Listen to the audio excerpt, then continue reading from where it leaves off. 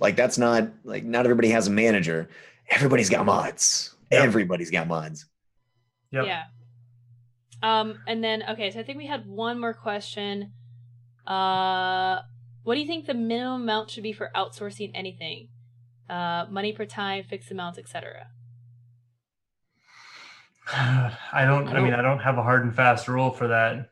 Yeah, well, Yeah, I think in the very beginning, you'll have to understand that some of it is going to be at the very beginning. If you're thinking of taking streaming as a business, not just a hobby, right? Or even as a hobby sometimes too, but understand that some of it is just going to be upfront cost. It's just investment cost and startup cost. Right? There's no like, I could do this.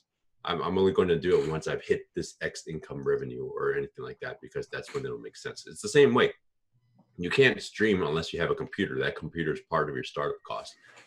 A lot of the same streaming stuff, whether it's emotes, whether it's overlays, that stuff branding, that should all be considered part of your startup cost also, especially if you're going to be doing it as a business, right? Because you need to be starting, you don't want to start with poor branding and then rebrand later on.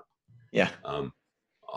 So to me, there's not really like a minimum amount of you're earning this per hour, or this is how much revenue you're taking in already. Is for some things that might be the case. A video editor, it may not make sense until you are actually have enough content to put it into a video, or if you're seeing a return on that video. But for other parts like emotes, artists, branding, that kind of stuff, I haven't made any money being a Twitch affiliate, but I paid someone to do my emotes. So that's kind of like that's the way it is. It's just part of its startup cost, and know that it's something you have to do rather than waiting for a certain period of time. It can be really challenging finding that value. Yeah. Like knowing where it is. Like you can, especially having seen how confused a lot of it seems to be incredibly common. People not understanding the value of another person's work. We see complaints about it all the time, and I've certainly experienced it quite a bit. You see things with like, well, I'll give you exposure. That's a common conversation. There is value in exposure. There is also value in the work that's done economically. And where do you draw that line? That could be very challenging. Mm-hmm. Maybe something we'll talk about in the future. Yeah, I mean, it's definitely a great topic, but like, just if you're getting like 2 viewers a stream, you're not doing anyone a favor by offering exposure. Like, you're gonna have to pay. Like, even like someone like our size, like I pay for all of my stuff. Like, I'm not gonna be like, hey, like I'll promote you on stream. Like, you gotta pay people. Mm-hmm. Like, exposure doesn't, put food on the table, but I can't pay my rent with it.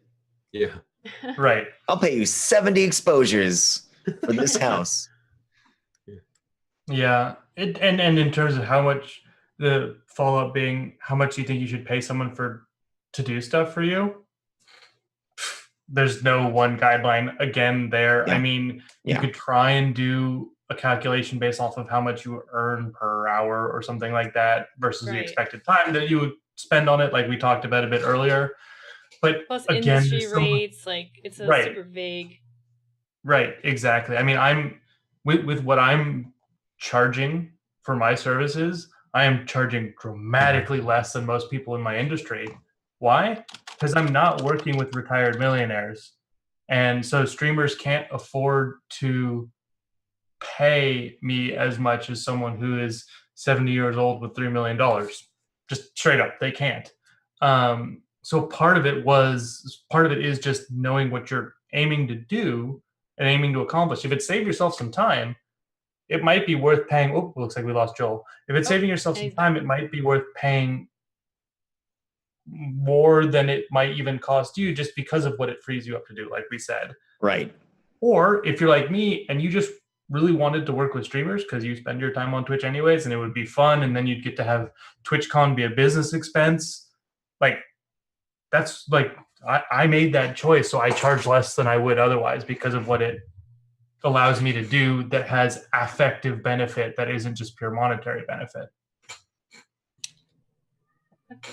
Well said.